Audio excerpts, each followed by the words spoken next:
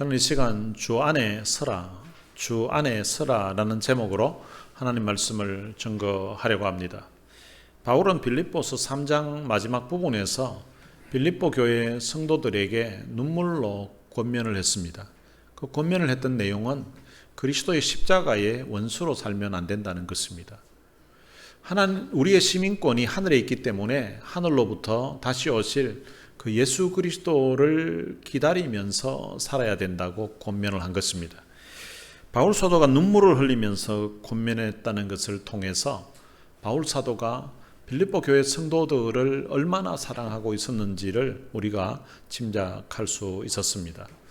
얼마나 사랑하는가에 대한 것은 그 사랑하는 대상을 위해서 내가 얼마만큼 대가를 지불할 수 있는가를 보면 알 수가 있습니다. 바울은 빌립보 교회 성도들의 그 영혼을 구원하기 위해서 빌립보에 갔습니다. 그런데 그곳에 갔다가 그는 매를 맞고 그리고 옷은 찢겨지고 옥에 갇히기도 했습니다. 선교지로 나간다는 그 자체가 그 당시에는 목숨을 걸고 나가야 되는 그런 상황이었습니다. 바울은 목숨 걸고 빌립보에 가서 그곳에서 사람들에게 복음을 전했던 것입니다. 그러니까 빌립보 교회의 그 영혼 구원을 위해서 자기의 목숨을 걸었던 사람이 바로 사도 바울입니다. 그리고 사람들이 얼마나 사랑하는가 하는 것은 그 사람의 말을 보고 그 사람의 행동을 보면 또 그 사람이 얼마나 사랑하는지를 우리가 짐작하고 알 수 있습니다. 오늘 본문 1절에 보면 사도 바울이 빌립보 교회 성도들을 부를 때에 나의 사랑하고 사모하는 형제들, 나의 기쁨이요 면류가 아닌 사랑하는 자들아, 이렇게 부릅니다. 바울이 빌립보 교회 성도들을 부를 때에 사용한 말을 보면 그가 빌립보 교회 성도들을 얼마나 귀하게 생각하고 또 얼마나 사랑하는가를 우리가 짐작할 수 있습니다.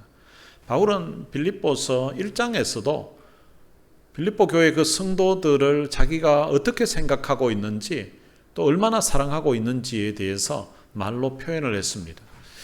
내가 너희를 생각할 때마다 나의 하나님께 감사한다고 했습니다. 바울이 빌립보 교회 성도들을 생각할 적마다 하나님 앞에 저들 만난 것 자체가 너무 감사하고 저들이 신앙생활 저렇게 잘하는 모습 보니까 너무 감사하다는 그런 생각이 늘 든다는 거예요.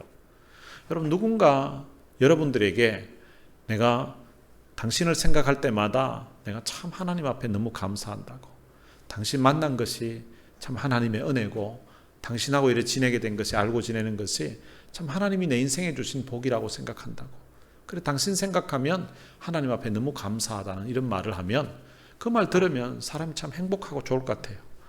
지난 주일날 우리 이갑진 장로님하고 식사를 하면서 그런 이야기를 했습니다.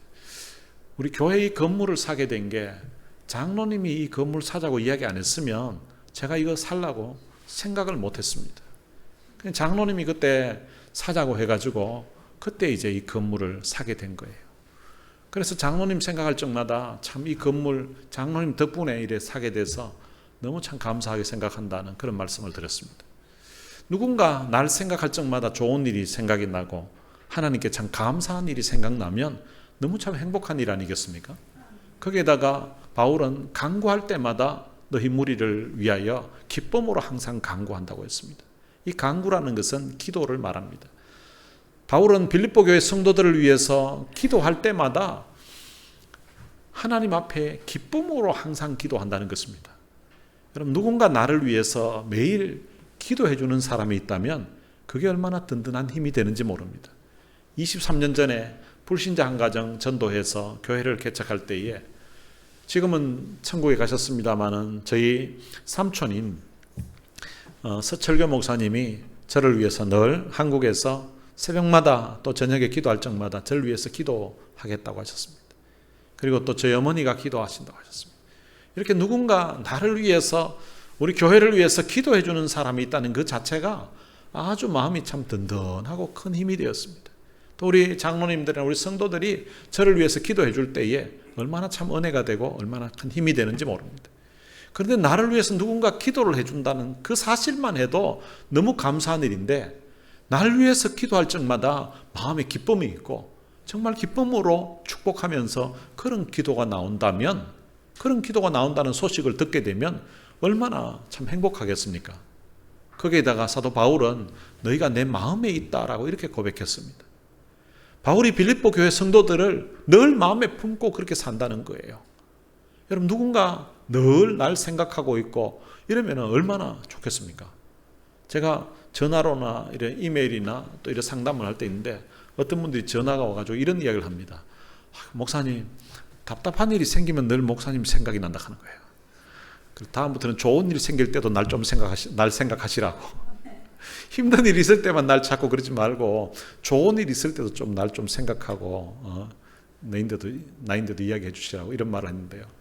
그런데 마음에 성도들을 품고 있다는 거예요.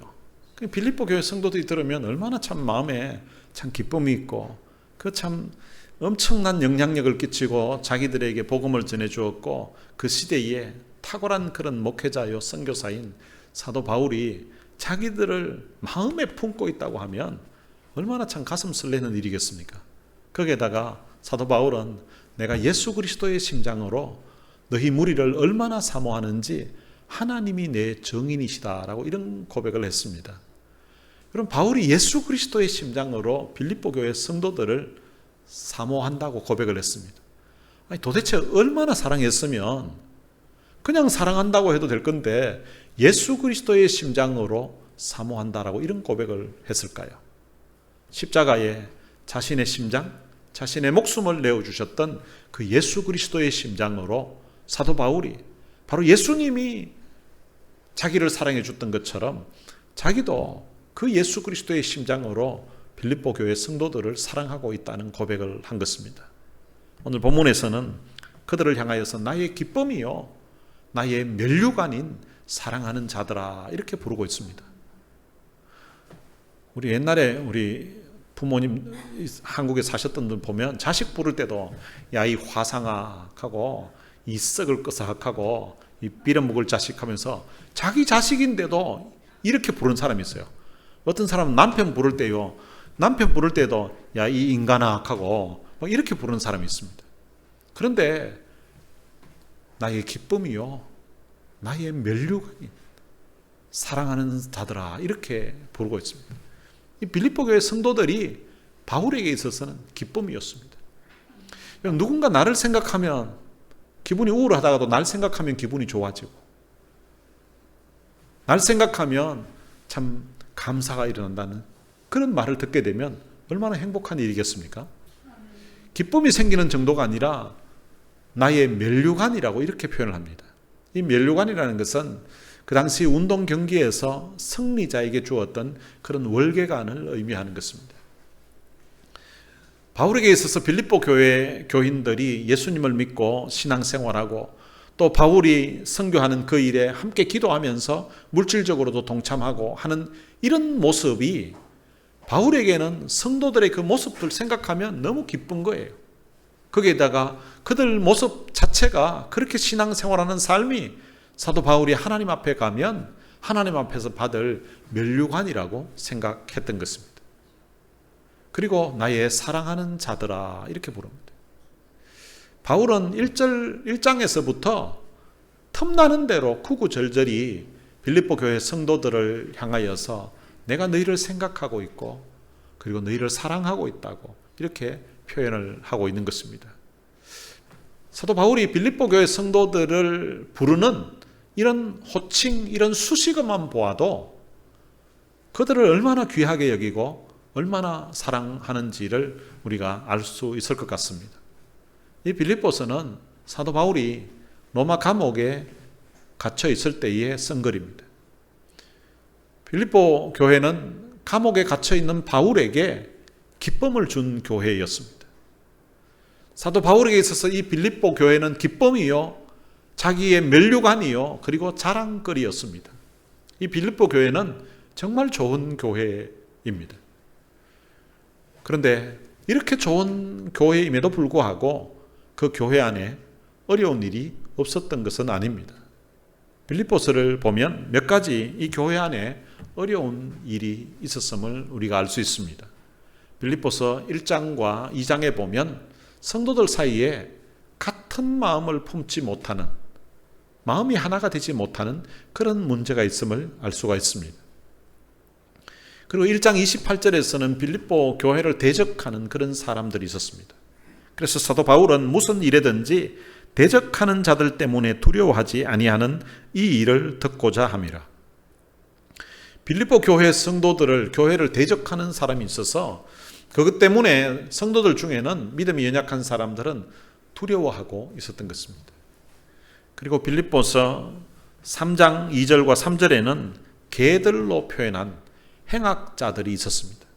이 사람들은 거짓 교사들인데요, 유대주의자들이었습니다. 이 유대주의자들은 구원을 받기 위해서는 우리가 예수님만 믿어서 되는 것이 아니라 할례도 반드시 받아야 된다고 이렇게 주장하는 거예요.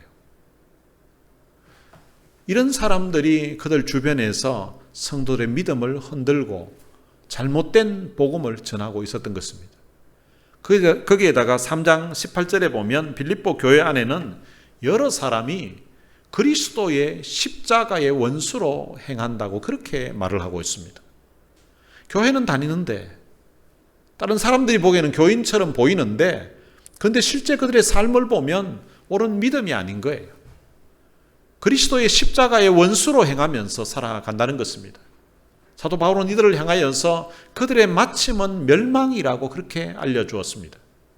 그들의 신은 배요, 그 영광은 그들의 부끄러움에 있고 땅의 일을 생각하는 자라고 그렇게 그들을 설명했습니다. 이런 자들이 빌립보 교회 성도들 안에 있었던 것입니다.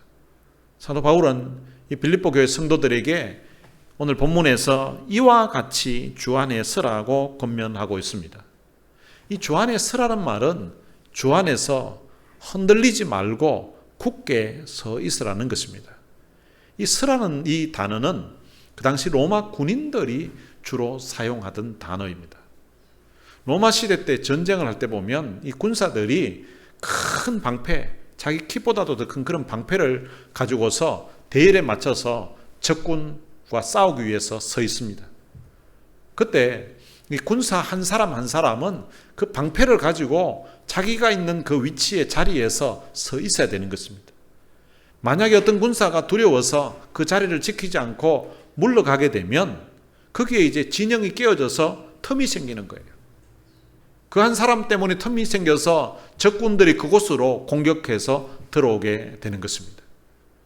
주 안에서 서라는 말은 그와 같은 상황을 가리켜서 마치 로마 군인들이 전쟁할 때 자기가 맡은 그 자리에 서서 방패를 가지고 적군이 더 이상 공격해오지 못하도록 지키고 있는 것처럼 성도들 여러분들도 여러분들이 맡은 직분, 여러분들이 해야 될 일을 감당하면서 믿음에 굳게 서 있어야 된다는 것입니다.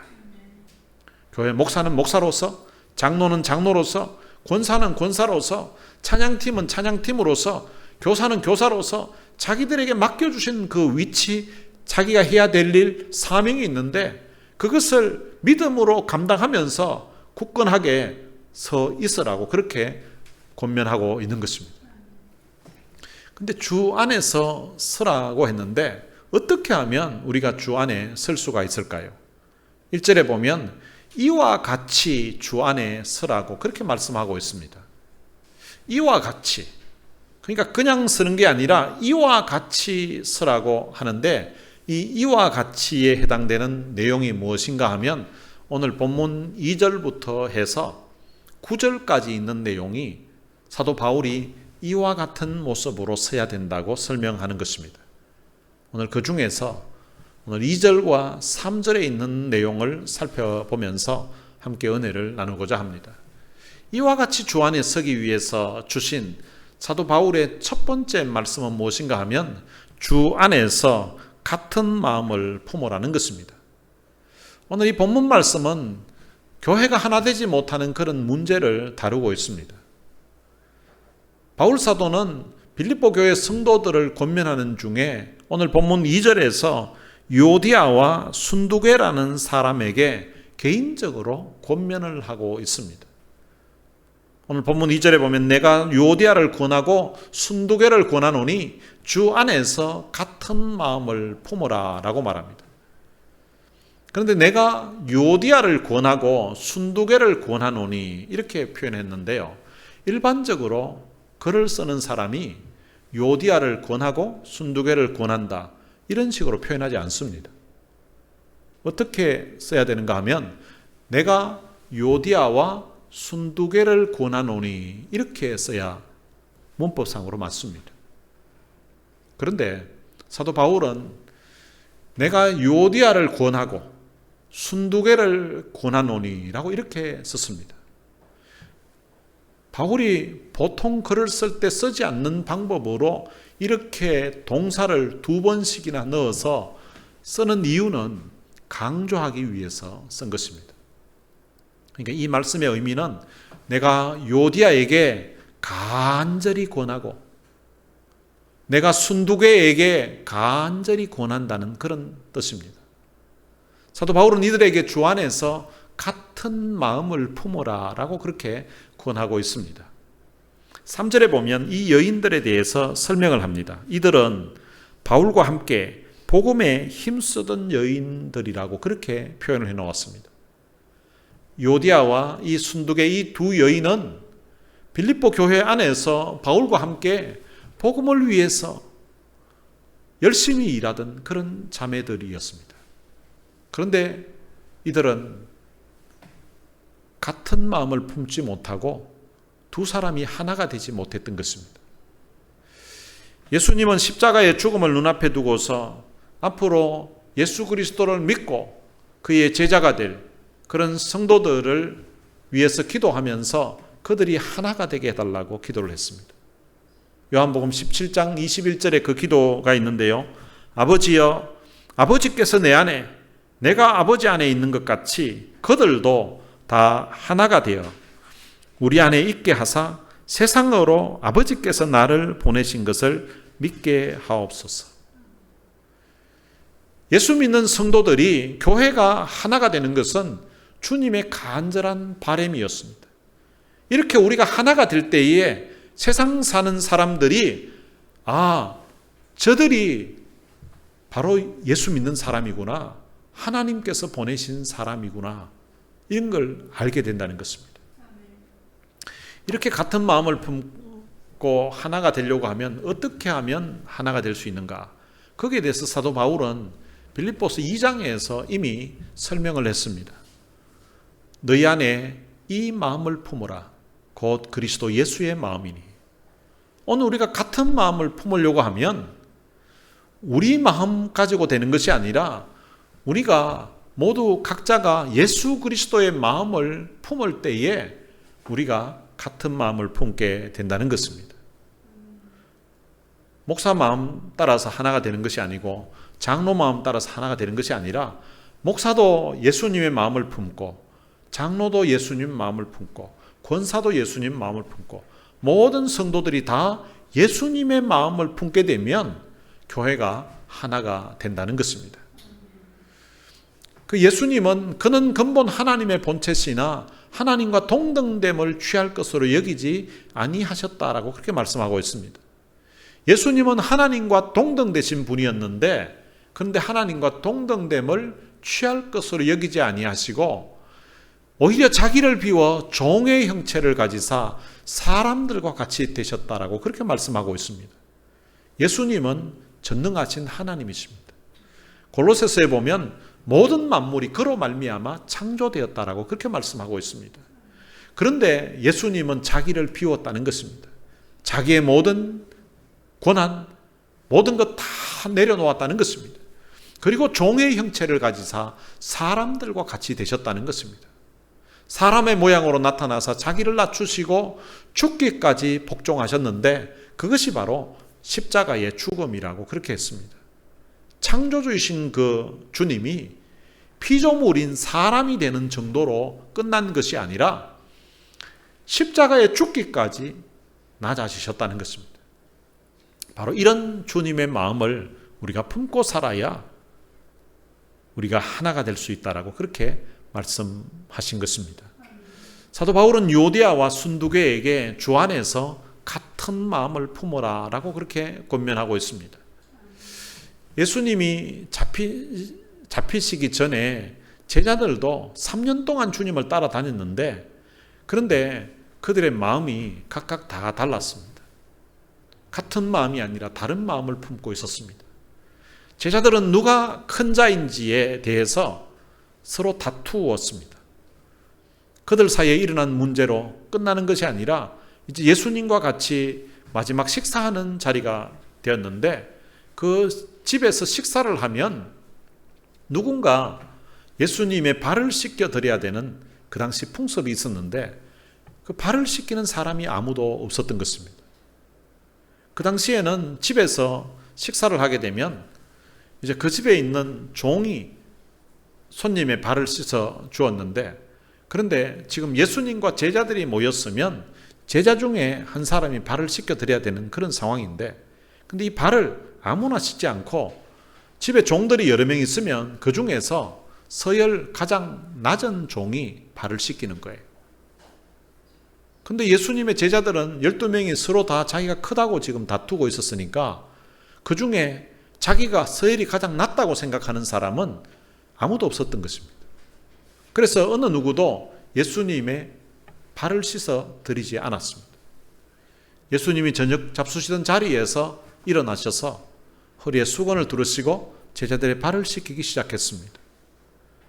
발을 다 씻기고는 그들을 또 발을 다 닦아주시고, 그리고 제자들에게 내가 이렇게 했던 것처럼, 본을 보였던 것처럼 너희들도 서로 발을 씻기는 것이 마땅하다고 그렇게 말씀하셨습니다.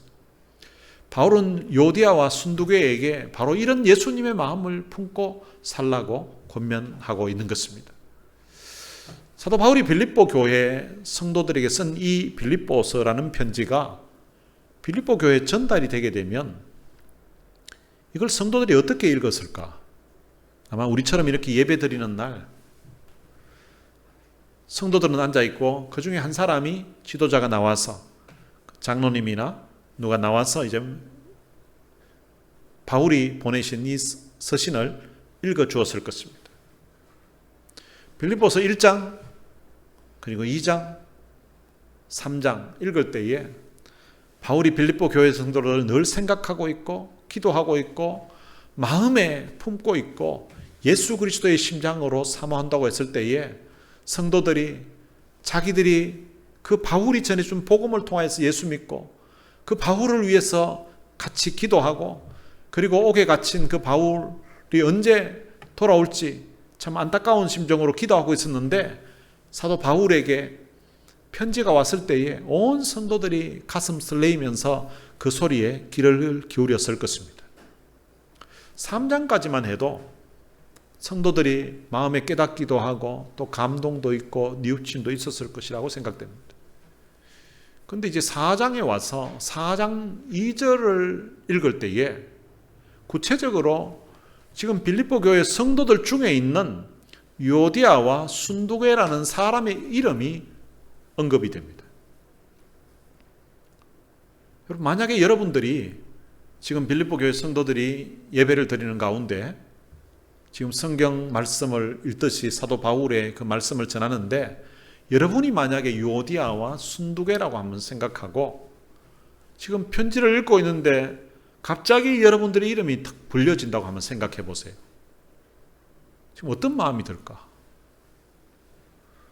그것도 그 사람을 그냥 단순히 안부를 묻고 칭찬하는 그런 내용이 아니라 바울이 권면하는 말을, 사람도 여러 사람도 아니고 두 사람의 이름을 들어서 권면하고 있습니다. 그런데 이 내용을 요디아와 순두계 이 두 사람만 듣는 것이 아니라 교인들이 다 들은 거예요.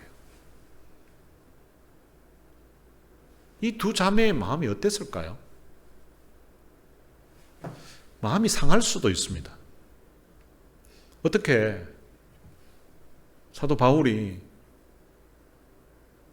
우리가 잘못했다 하더라도 사람들 다 있는 자리에서 이런 식으로 공개적으로 망신을 주고 공개적으로 이름을 적어가지고 이렇게 하냐고. 우리가 잘못했으면 그냥 말로 이 편지 가지고 오는 사람에게 사도 바울이 이렇게 권면하더라고, 이렇게 말로 하든지, 아니면 따로 쪽지를 적어가지고 같은 마음을 품으라고 이렇게 해야 되지, 어떻게 공개적으로 교인들 다 있는 데서 우리 이름을 편지에다가 넣어가지고 이렇게 망신을 주냐고 하면서 막 화가 나고 분노할 수도 있지 않겠습니까? 그럴 수도 있다고 생각돼요. 아니면 이 사도 바울이 하는 말을 듣고 앞에부터 사도 바울이 너무너무 너희를 사랑하고 있다는 말을 했고요. 그리고 사도 바울이 예수 그리스도의 마음을 품어야 된다 설명을 했습니다. 그리고 사도 바울이 앞에 눈물로 권면한다고 했습니다. 그러고 난 다음에 주 안에서 서라고 하면서 요디아와 특별히 순두계에게 권하는데, 간절히 권하는데 주 안에서 같은 마음을 품으라고 이렇게 전했습니다. 이렇게 했을 때에 이들이 뉘우치고 회개했을 수도 있다고 생각합니다. 사도 바울이 빌립보에 처음 가서 복음을 전할 때에 루디아와 여러 여인들이 강가에서 기도하고 있었습니다. 성경학자들은 오늘 본문에 나오는 요디아와 이 순두계라는 이 사람도 초창기에 바울에 의해서 복음을 받아들인 사람일 걸로 추정하고 있습니다. 만약 그렇다면 요디아와 이 순두계는 그들에게 복음을 전해주기 위해서 사도 바울이 자기들이 살고 있는 그 빌립보에 왔다가 고소를 당하고 재판에 회부되어서 많은 매를 맞고 옷은 찢겨지고 그리고 감옥에까지 갇히면서 자기들에게 복음을 전해주고 갔던 그 은혜를 기억하고 있을 것입니다. 사도 바울이 자기들에게 그 예수 그리스도의 그 십자가의 사랑, 그 구원의 복음을 전해주기 위해서 자기들에게 왔을 때도 그렇게 옥에 갇히고 고생을 하셨는데 지금도 여전히 로마 감옥에 복음 전하시다가 갇혀서 어떻게 될지, 감옥에서 순교를 당하실지 다시금 나와서 한 번 더 이 땅에서 볼 수 있을지 모르는 그런 상황 가운데 있다는 것도 알고 있습니다.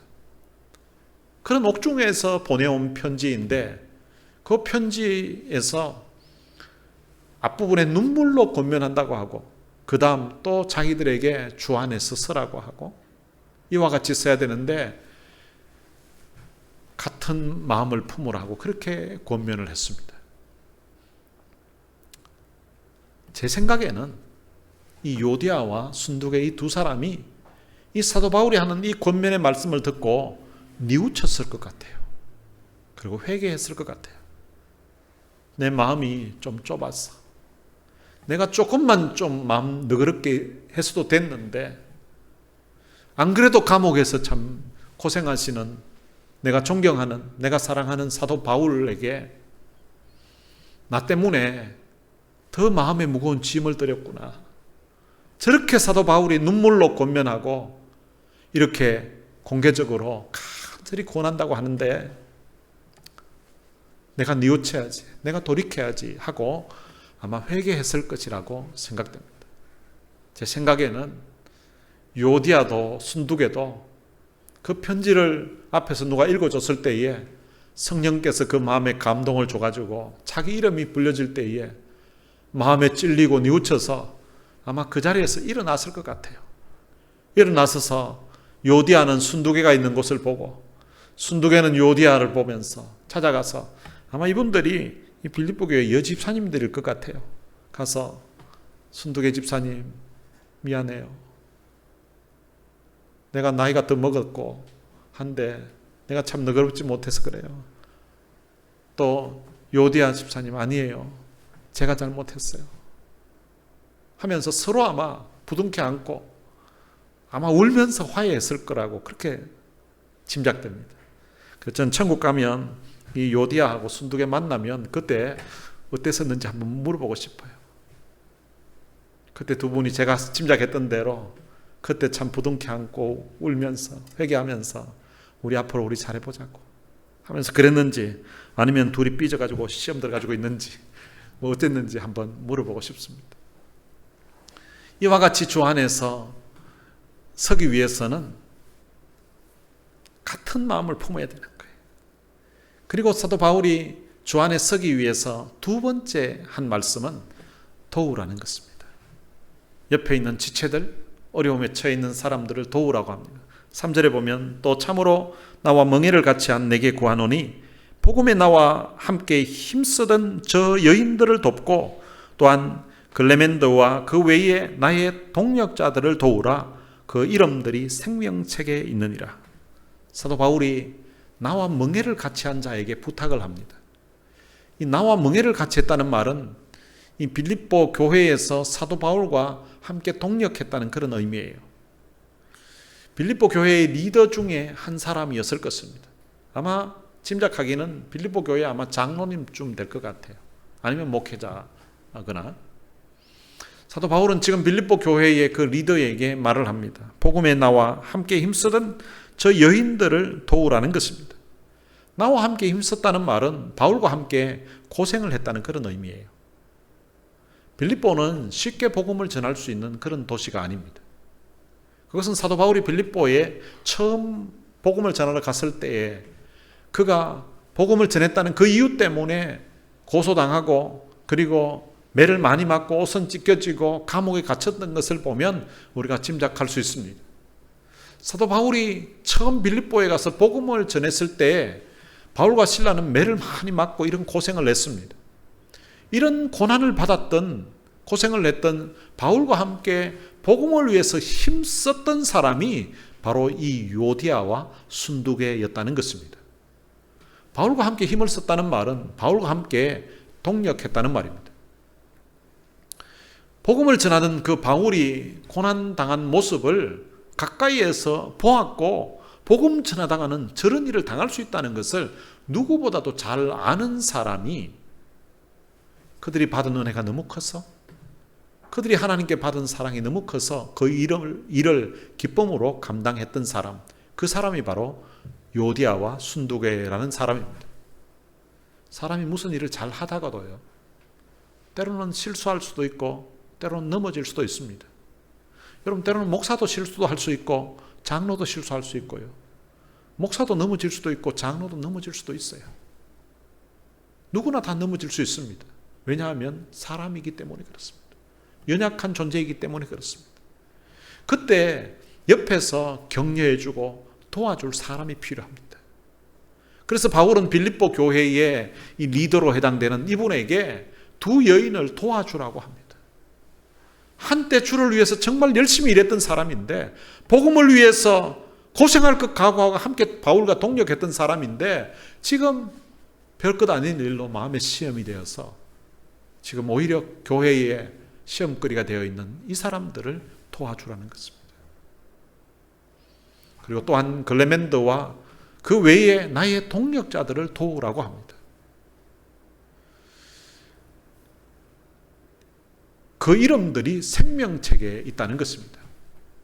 어쩌면은 이 요디아와 순두개뿐만 아니라 오늘 본문에 이름이 나오는 글레멘더라는 사람, 그리고 이름은 없지만 그 외에 다른 동력자들도 마치 이 요디아와 순두개처럼 하나 되지 못하는 그런 문제가 있었을 걸로 추정이 됩니다. 왜냐하면 사도 바울이 빌립보서 2장에서도 이게 두 사람에게만 이야기한 것이 아니라 빌립보 교회 온 성도들을 향하여서 너희 안에 이 마음을 품어라 라고 그렇게 말씀하고 있기 때문인 것입니다. 함께 일을 하면서도 함께 교회를 세워가는 일꾼임에도 불구하고 하나가 되지 못하는, 예수님과 함께 있었던 12 제자들도 주님과 같이 지낸 지가 3년 반이 됐음에도 불구하고 그들이 하나가 되지 못하고 서로 크다고 했던 것처럼 이 빌립보 교회 안에서도 서로 하나가 되지 못하는 그런 문제를 다들 가지고 있었던 것 같아요. 그래서 바울은 빌립보 교회 모든 성도들을 향하여서 너희 안에 이 마음을 품어라 라고 그렇게 권면했던 것입니다. 우리는 주님을 섬길 때, 교회를 섬길 때 자기 자신을 낮추셨던 그 예수님의 마음을 품고 남을 나보다 낮게 여겼던 주님의 마음을 품고 우리가 섬겨야 되는 것입니다. 바울은 나와 함께 멍에를 같이 한 자 내게 요디아와 순두개뿐만 아니라 글레멘더와 그 외의 다른 동력자들을 도우라고 그렇게 부탁을 했습니다. 이들을 도와야 되는 이유를 말하고 있습니다. 이들의 이름이 다 생명책에 있기 때문이라는 것입니다. 여러분, 생명책에 있다는 말은 하나님 나라에 다 시민권을 가지고 있는 사람이라는 것입니다. 다른 말로 하면 다 하나님을 아버지로 믿고 있는 다 하나님의 자녀들이라는 것입니다. 여러분, 우리는 하나님 나라의 한 가족들입니다. 여러분, 가족이라는 것은 허물이 있더라도 부족한 모습이 보이더라도 너그러이 받아주고 품어주는 게 그게 바로 가족입니다.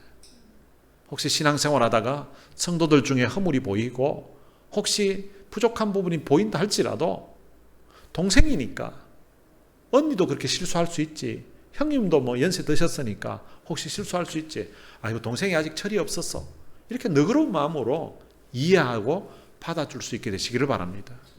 근데 이 모든 일을 부탁했던 사람이 바로 바울과 멍에를 같이 했던 사람입니다. 여러분, 바울과 멍에를 같이 했던 이 사람은 도대체 누구일까요? 나와 멍에를 같이 한 자라는 말은 바로 동역자라는 말입니다. 이 멍에라는 것은 소나 말의 그 목에 얹어서 수레를 끌 때에 아니면 쟁기를 끌 때에 동그랗게 구부러진 그 막대, 그게 바로 멍에입니다. 이스라엘에서는 밭을 갈 때에 소나 말을 사용하는데 소 같은 경우에는 암소하고 황소 이 두 마리를 같은 멍에에 메고서 끌고 가게끔 했다는 것입니다.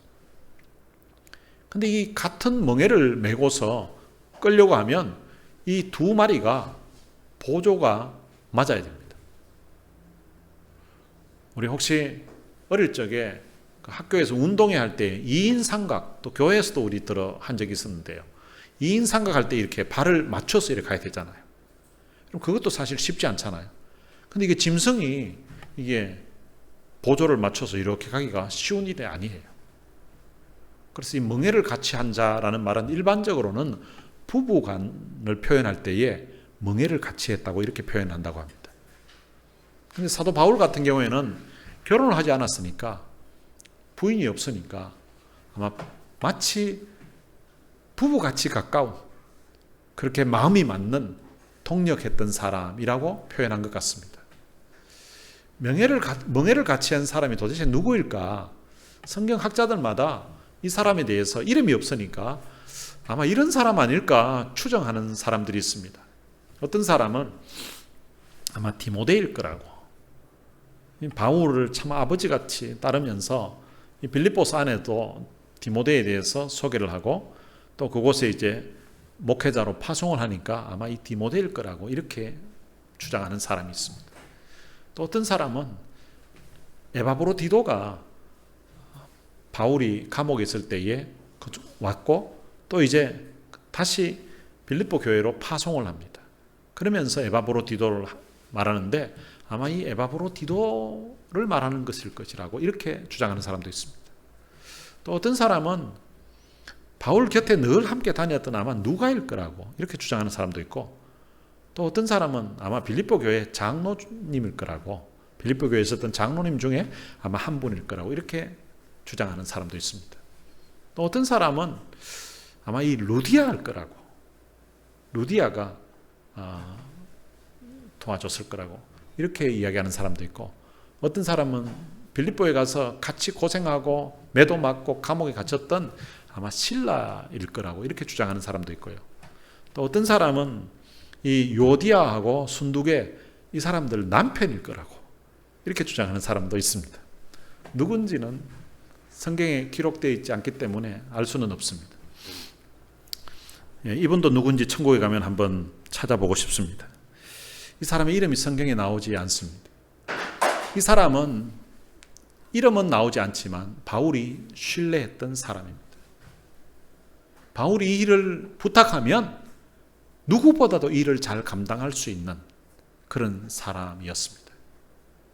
그리고 이 일을 맡기면 정말 기쁨으로 그 일이 수고스럽고 시간이 들어가고 힘이 들어도 사명감 가지고 감당할 수 있는 사람이 바로 멍에를 같이 한 이 사람입니다. 여러분, 우리도 주님에게 이런 사람이 되었으면 좋겠습니다.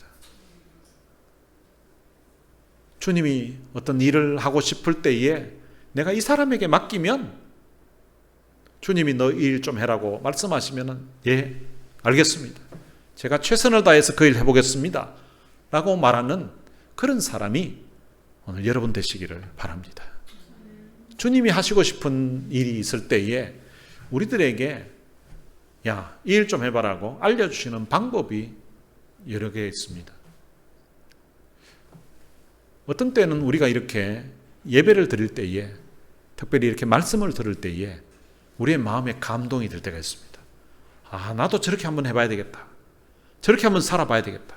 저 일 내가 한번 해봐야 되겠다는 생각이 들 때 바로 주님이 우리의 마음에 그런 소원을 주시고 그 일을 하게끔 하시는 것입니다. 그리고 어떤 때는 기도할 때 자꾸 그 일이 생각이 나는 거예요. 기도할 때 자꾸 그 일이 생각이 나고 그리고 그 일을 위해서 자꾸 기도하게 됩니다. 그러다가 그 일을 이제 내가 한번 해봐야 되겠다는 마음이 들게 됩니다. 주님이 우리들에게 그 일을 한번 하도록 감동을 주셔서 그 일을 하게끔 하시는 것입니다. 근데 또 어떤 때에는 나는 그 일을 생각지도 못하고 있고 기도할 때에 내게 특별히 감동이나 온 것도 아닌데 오늘 본문의 사도 바울이 나와 멍에를 같이 한 내게 부탁한다고 하면서 목회자가 성도에게, 교회 리더가 성도에게 이렇게 권면할 때가 있습니다. 이 일 좀 해보라고. 사람을 통해서 주님이 부탁하실 때가 있다는 것입니다. 주님이 직접 나타나가지고 야 이거 해 이렇게 하면 제일 확실한데 어떤 때는 오늘 우리 신앙의 지도자들을 통하여서 멘토를 통하여서 이런 일 한번 해보라고, 일 한번 해보지 않겠냐고 이렇게 사람을 통해서 권면할 때도 있다는 것입니다. 이름 없이 빚도 없이 복음을 위해서 힘썼던 바울과 동역하면서 멍에를 같이 했던 이 사람 누구일지 참 궁금한데요. 이 사람이 빌립보 교회를 위하여서 헌신하고 섬겼던 것처럼 오늘 여러분들도 주 안에서 굳게 서서 그리스도의 마음을 품고 다른 사람들을 도우면서 주님을 섬기고 교회를 섬기는 사람 되시기를 주님의 이름으로 축원합니다.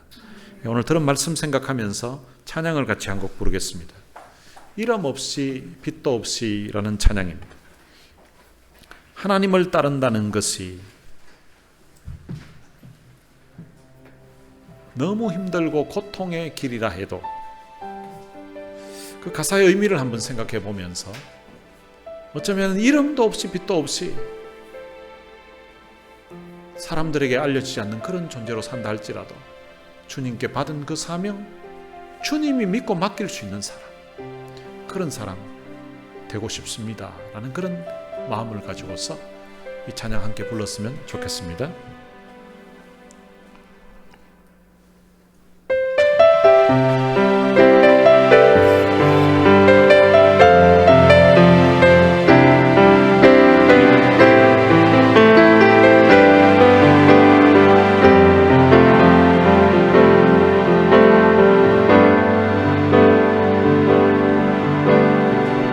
하나님을 따른다는 것이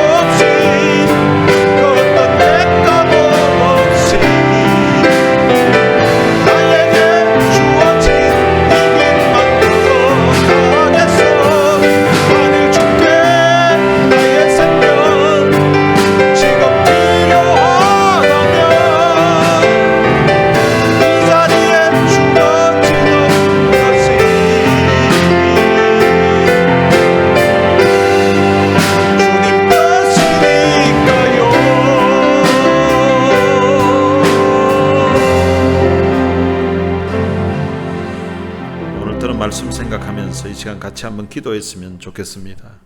주 안에서 굳게 서게 하옵소서. 내게 맡겨주신 직분, 내게 맡겨주신 사명, 굳게 내 자리에 서서 주님 잘 감당할 수 있도록 은혜를 주옵소서. 내가 예수님의 마음 품고 교회를 섬기게 하옵소서. 그리고 주님이 믿고 맡길 수 있는 사람, 주님이 예배 드릴 때 말씀을 통해서 내 마음에 감동을 주시기도 하고 기도할 때 생각나기도 했던 그 일 있다면 주님이 맡기신 줄로 알고 잘 감당할 수 있는 사람 되게 하옵소서.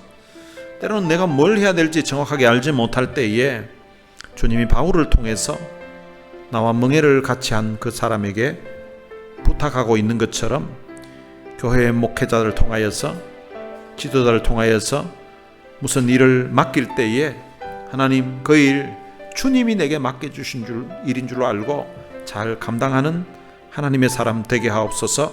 우리 다 같이 통성으로 기도하시겠습니다. 기도하시겠습니다. 살아계신 아버지 하나님, 은혜 감사합니다. 이 시간 주님 앞에 나와서 우리 하나님 앞에 예배드리는 중에 말씀을 통하여서 주님 우리에게 원하시는 바가 무엇인지를 깨닫게 해주시고 주 안에서 굳게 서야 된다는 사실을 오늘 말씀을 통하여서 깨우쳐 주시고 다시 한번 도전 주시니 참으로 감사합니다. 하나 되지 못했던 요디아와 순두개에게 하나님 그 긴 말씀을 통하여서 마음의 감동도 주시고 마음의 깨달음도 주시고 마음의 은혜도 주셔서 눈물로 보냈던 사도 바울의 그 권면을 그들의 마음에 받아들일 수 있는 마음의 준비가 되었던 것처럼 하나님 오늘 나도 주님 말씀 들을 때에 말씀 기도할 때에 하나님이 주시는 말씀으로 맡겨주시고 내가 말씀 준비할 때에 그것이 성도들에게만 전해주는 말씀이 아니라 하나님이 내 마음에 주시는 말씀으로 내게 주시는 말씀으로 받아서 그 말씀을 아멘으로 주님 받고 순종할 수 있는 하나님 그런 결단력과 은혜를 주시기를 간절히 빌고 원합니다. 살아계신 아버지 하나님, 오늘 주님이 말씀이 우리의 마음에 잘 막힌 것과 같이 맡겨주게 해주셔서 하나님이 우리에게 기도하시는 바, 하나님이 우리에게 원하시는 바가 무엇인지를 바르게 깨닫게 해주셔서 하나님이 원하시는 사람으로 든든히 살 수 있도록 하나님 도와주시기를 원합니다. 하나님이 이 교회에 플러스 교회에 주님 목사로 세우시고 하나님 또한 주님 수로 세우시고 하나님 여러 가지 또한 일들을 주님 감당하게 하셨는데 하나님 맡겨주신 직분, 맡겨주신 사명 즐거이 감당하게 해주시고 기쁨으로 감당하게 해주시고 감사함으로 감당할 수 있도록 해주시고 또한 그 일을 주님 충성스럽게 하나님 제대로 잘 감당할 수 있도록 은혜를 베풀어 주시기를 간절히 빌고 원합니다. 예수 그리스도의 마음을 품고 사역을 뿐만 아니라 정말로 주님 나와 교회를 같이 하는 사람에게 사도 바울이 권면하고 사도 바울이 부탁했던 것처럼 주님이 말씀을 통하여서 기도를 통하여서 주님이 때로는 심하게 주님 권면을 통하여서 아버지 하나님 목표의 지도자들을 통하여서 내게 말씀하실 때에 하나님 그 말씀을 아멘으로 받아들게 해주시고 그 말씀에 주님 순종하는 결단력 있는 우리가 될 수 있도록 우리 하나님 은혜를 주시기를 원합니다.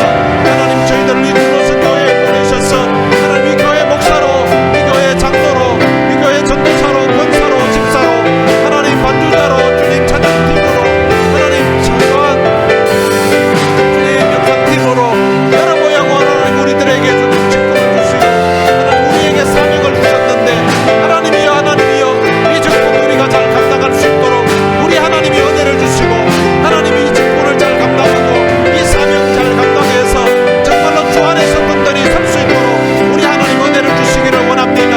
이 교회에 주님 나와서 함께 예배드리며 신앙생활하는 사랑하는 모든 직분자들 모든 성도들을 축복해 주셔서 하나님이 교회에 와서 예배드릴 뿐만 아니라 이들 또한 우리 교회에서 무언가 주님 해야 될 일을 찾을 수 있도록 해주시고 그 일을 또한 즐거움으로 기쁨으로 받은 은혜 생각하면서 감당할 수 있도록 우리 하나님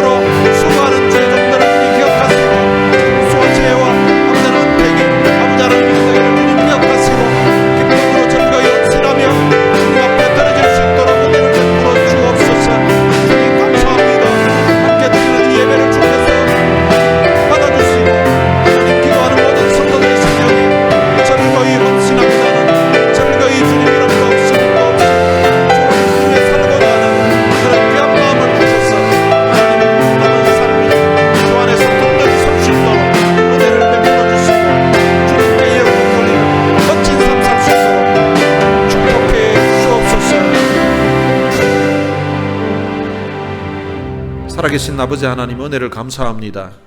오늘 주님 앞에 예배드리는 가운데 우리가 주 안에서 굳게 서야 된다는 사실을 다시 한번 권면해 주시고 또한 도전 주시니 참으로 감사합니다. 하나님, 우리에게 맡겨주신 사명, 우리에게 맡겨주신 직분, 주 안에서 굳게 잘 감당하는 저희들 되게 하여 주옵소서. 그러기 위해서 우리가 다 예수 그리스도의 마음을 품고 주님의 몸된 이 교회를 섬길 수 있도록 하나님 은혜를 베풀어 주시고, 남을 나보다 낫게 여기는 겸손한 마음으로 주님을 섬기고 교회를 섬기고 성도를 섬길 수 있도록 은혜를 베풀어 주옵소서. 하나님, 또한 우리가 서로 지체된 자들을 주님 세워주고 도와줄 수 있는 그런 믿음의 사람 되게 하여 주옵소서. 비록 우리의 이름이 나오지 않는다 할지라도 사도 바울이 참 나와 멍에를 같이 한 내게 부탁한다고 했던 것처럼 정말로 주님이 맡기실 때에 그 일을 충성스럽게 잘 감당할 수 있는 사람, 때로는 목회자와 또한 신앙의 멘토들을 통하여서 참 우리에게 귀한 일을 맡길 때에 주님의 말씀으로 받아서 즐거이 헌신할 수 있는 그런 사람이 오늘 우리 모두가 될 수 있도록 은혜를 베풀어 주옵소서. 우리 주 예수 그리스도의 은혜와 하나님의 무한하신 사랑과 성령님의 위로교통 충만하심이 받은 귀한 은혜를 마음에 새기면서 주님 말씀 위에 또한 주 안에서 굳게 서서 우리에게 맡겨주신 사명, 우리에게 맡겨주신 직분 충성스럽게 감당할 것을 마음에 다짐하는 주의 귀한 자녀들 머리 위에 이제로부터 영원토록 함께 있을지어다. 아멘.